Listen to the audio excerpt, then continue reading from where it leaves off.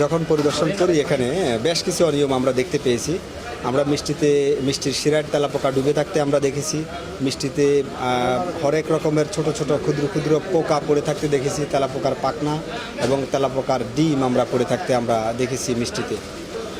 তবে তাদের এবং প্রচুর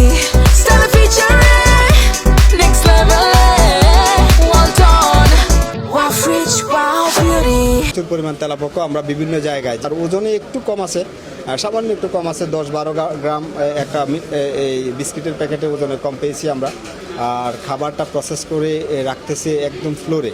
এটা আসলে হওয়ার কথা না, যেখানে ফ্লোরে এই কর্মীদের পা যাচ্ছে সেখানে না রেখে বরং ট্রের উপরে তারা রাখতে পারতেন। আর বেশ কিছু অপরিচ্ছন্নতা রয়েছে।